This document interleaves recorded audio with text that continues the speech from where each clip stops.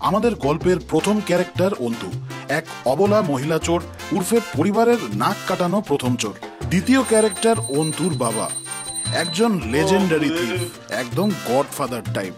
তোমরা এত নাম করলে, তোমাদের বুদ্ধিটা একটু আমার মেয়েটার মাথাতেও দাও, আমাদের বংশের নামটা একটু উজ্জ্বল করুক।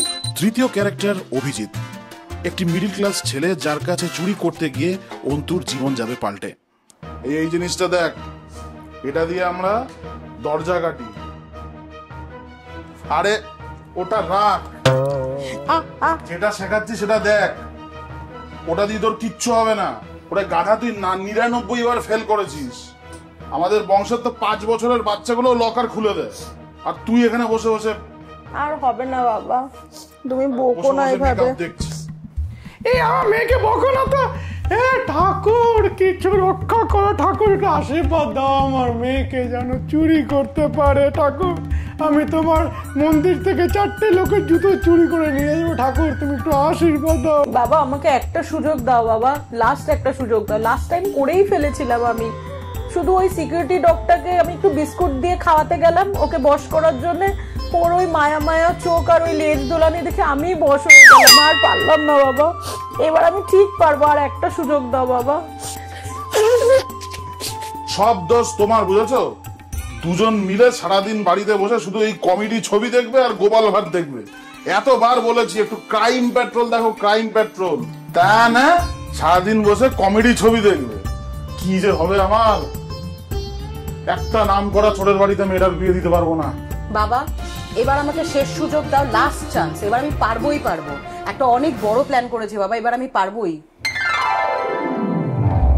বাপরে বাপ, এতদিন পরে স্যালারিটা পেলাম, নিয়ে যাই ভালো করে। আজকে দিনকাল যা, শালা কেউ দেখিনি তো চুরি হয়ে যাবে। বাপরে বাপ। ও আজ স্যালারি পেয়েছে, এই সুযোগটা পুজো মারতে হবে। শোন, তোকে শেষবারের জন্য চান্স দিচ্ছি। এইবার যদি তুই ফেল করিস, সব চোরের রেকর্ড থেকে তোর নাম তুলে দেবো আমি। ছেলেটা 3rd ফ্লোরেই থাকে, এইখান দিয়ে দড়িটা ফেলি।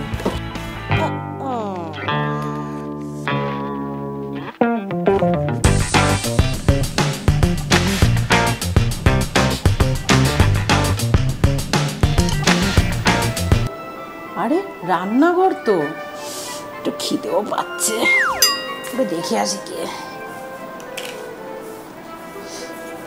চাই, একটুখানি দেখি রান্নাঘরে কি আছে। ফ্রাইড রাইস, মাটন, একটু খেয়ে নি বাবা, খিদেও পাচ্ছে। আজ আসবে মজা, fried rice R mutton.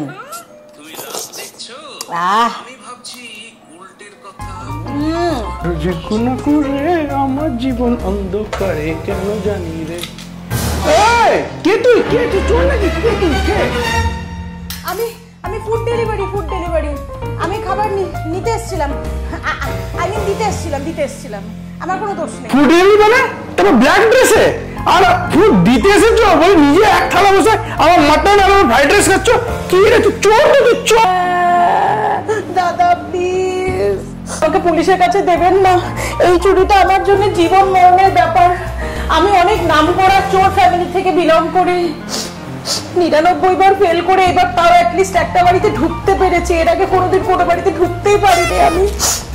Please দাদা একটু বোঝার চেষ্টা করুন, অন্তত একটা জিনিস আমাকে চুরি করে নিয়ে যেতে দিন। কিছু একটা নিয়ে যেতে পারলেই আমি অফিসিয়াল চোর হয়ে উঠতে পারবো আর নিজের পরিবারের মান রাখতে পারবো। প্লিজ দাদা। তুই চুরি করতে এসেছিলে নাকি নিজেকে হারাতে এসেছিলে? এটাই জীবন। চুরি কিন্তু সব জিনিসের রাস্তা না। আমি শুধু বাবার রেসপেক্ট পেতে চাই, কিন্তু আজকে কিছু ভালো পেলাম। এই মাটন, ফ্রাইড রাইস আর আজকের এই আড্ডাটা আমার সবসময় মনে থেকে যাবে। আহা কেঁদো না, আমি সবটাই বুঝলাম, কিন্তু চুরি করে সম্মান পাওয়া যায় না।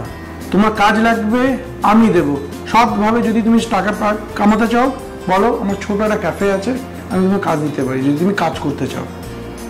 বাবা আমি এসে গিয়েছি। তো খাতা খুলে যায় আজকে ফাইনালি। কি চুরি করলি দেখা? মা দুর্গা, আমার মেয়ে তো কিছু তো চুরি করতে পেরেছে শুনলাম। মা যাই টুটুল পিসিকে ফোন করি, আমার মেয়ে আজকে ফাইনালি অফিসার চোর হয়ে গেল গো। জয় মা দুর্গা, জয় মা দুর্গা। আরে এই মহিলাটাকে যে কেন বিয়ে করতে গেছিলাম আমি, বুদ্ধিটা যে কে চুরি করে নিয়ে গেছে কে জানে। যাক, আমার মেয়ে এখন দিল চুরি করতে শিখে গেছে, আমি গর্বিত।